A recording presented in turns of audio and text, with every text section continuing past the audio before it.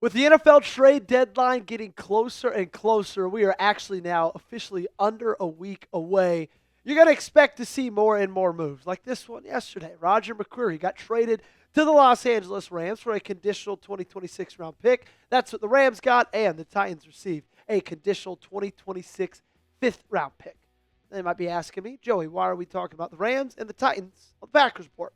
That's a fair question. Coming up, I'm going to tell you exactly how that trade we just looked like affects and impacts the Green Bay Packers and their strategy moving forward just 6 days away from that November 4th date for the NFL trade deadline. I want to hear from you guys, though. You want the Packers to make a trade? If you do, it's up to you. Make sure to let them know by hitting that thumbs up button and liking today's video. Cast your vote in that way. Do you want Brian Gutekunst to pick up that phone and make a deal? If you do, hit the thumbs up button down below. So how that trade impacts Green Bay. Roger McCreary to the Los Angeles Rams from the Tennessee Titans. There's 4 reasons. Number one, that is another cornerback trade target that is off the board. I think a lot of us are in agreement that cornerback might be the number one move that we need Green Bay to make to shore up this roster. Now, I will say, and we'll talk about Carrington Valentine just a little bit, he played phenomenally. But still, I'd like a little bit more depth at that position, and we've been talking about Roger McCreary for weeks. Don't believe us? Go back. Watch our videos. Over the last couple of weeks, I've probably mentioned Roger McCreary like what, Gage? 4, 5, 6 times? A lot. Because we knew that the Tennessee Titans were shopping him. We knew the Tennessee Titans were shopping pretty much everybody outside of Jeffrey Simmons and Cam Ward. And also we knew he's had a pretty damn good year so far. 66.5 overall grade. His coverage grade 65.6. Only allowed 24 receptions, 250 yards, and he has an interception on the season already. And I thought he was a young and cheap option at the crux of it. Like, I knew he could help you with what you weren't great in. I knew it wasn't cost you a lot. And I also knew that most likely he wasn't just going to be a one-year rental. This was a guy who you'd be able to keep around for a long time because he has still a lot of his best football in front of him. Now, I do want to give some credit to Carrington Valentine, right? He gave me a lot of hope on Sunday. I think a week ago, 9 days ago, after that game against the Arizona Cardinals, I was pounding my fist on the table saying Green Bay has to make a trade for a cornerback. Well, they sat Nate Hobbs, started Carrington Valentine. He got like 63 snaps against Pittsburgh, and he had a hell of a day.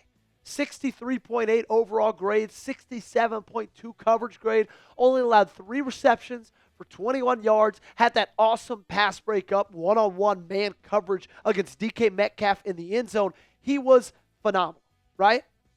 Makes us feel a little bit more confident about Nate Hobbs not having to go out there and play 60 snaps a game. Now, I still do believe they need to move Nate Hobbs back into the nickel, but that's really not what we're talking about right now.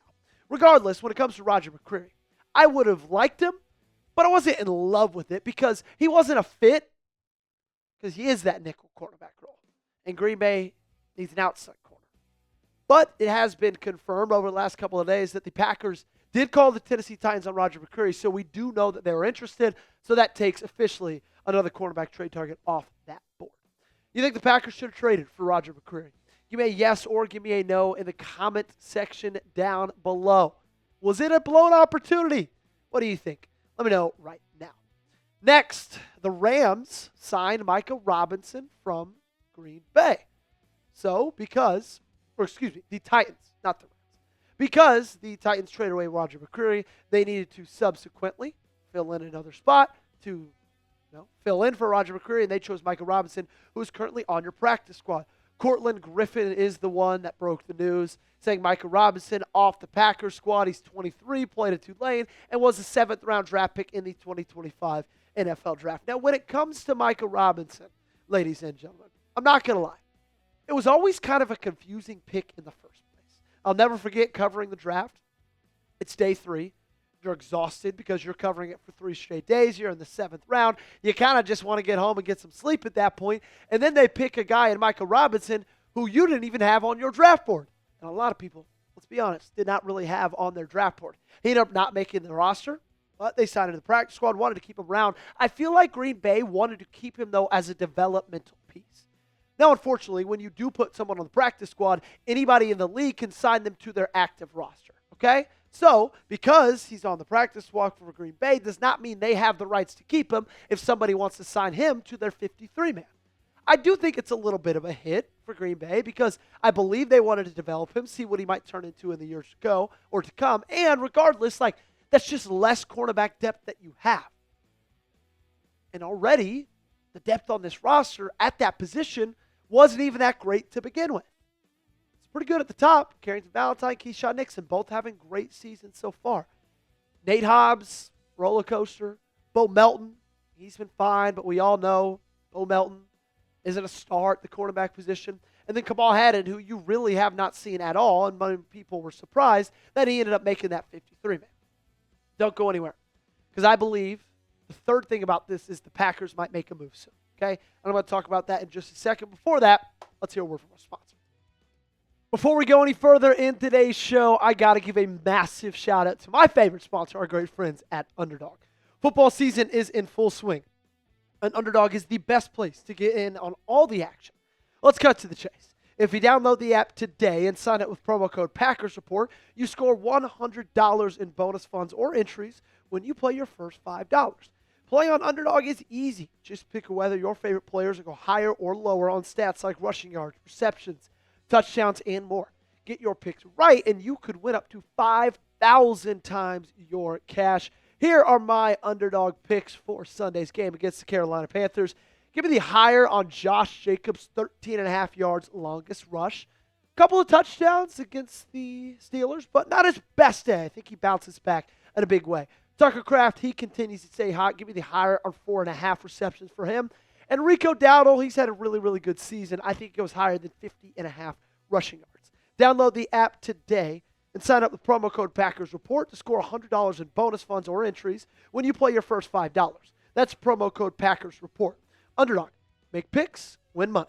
Must be 18 or older, 19 or older in Alabama and Nebraska, 19 or older in Colorado for some games, 21 or older in Arizona, Massachusetts, and Virginia, and present in a state where Underdog Fantasy operates. Terms apply. See assets.underdogfantasy.com/web/playing terms _DFS_.html for details. Offer not valid in Maryland, Michigan, New Jersey, New York, Ohio, and Pennsylvania. Concerned with your play, call 1-800-GAMBLER or visit www.ncpgambling.org in New York. Call the 24/7 HOPE line at 1-877-8-HOPE-NY or text HOPE-NY 467-369.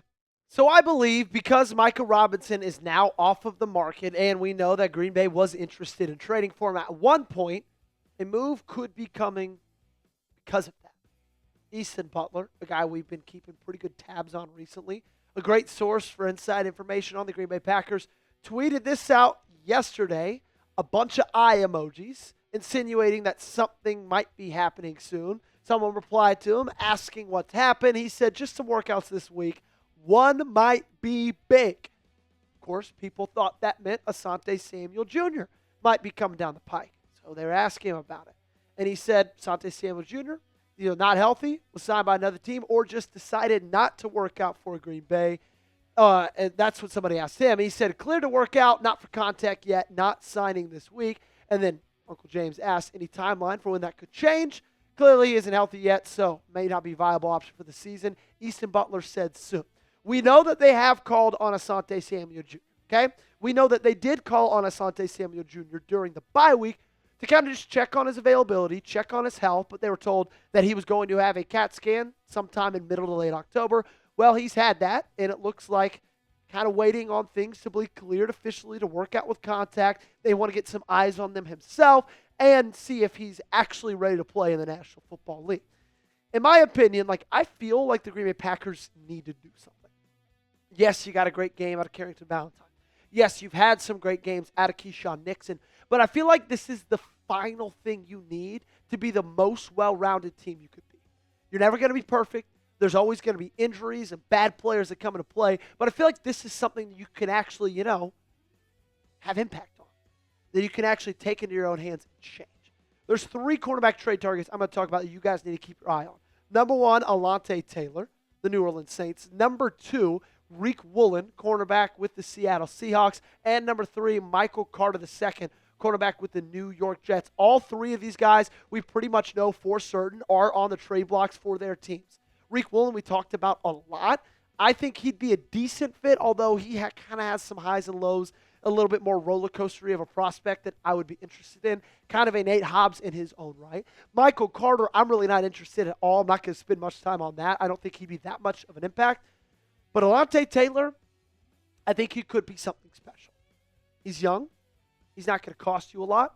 He has a lot of great physical tools. He's a big cornerback. Not huge, but big enough. And I do believe that if he's surrounded by a defense that can actually get to the quarterback, not like they have in New Orleans, he really could show you something in a new level that you haven't seen yet in his NFL career. Pick one of those three guys to trade for. Alontae Taylor, Riq Woolen, or Michael Carter.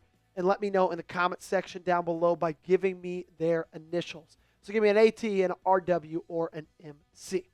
Last, how that trade impacts Green Bay, the NFC playoff team, future NFC playoff team, most likely Los Angeles Rams. They just continue to get better. Because all in all, after making that move, they did just that. They got a better player on their roster in a big position of need. There's not a lot of holes on that Rams team. Cornerback room was one of them. Now it's less of one. They're currently sitting at 5-2, 6 in the NFC standings. We know your Green Bay Packers are number one in the NFC, but when you look at the NFC West, they're only a half game back.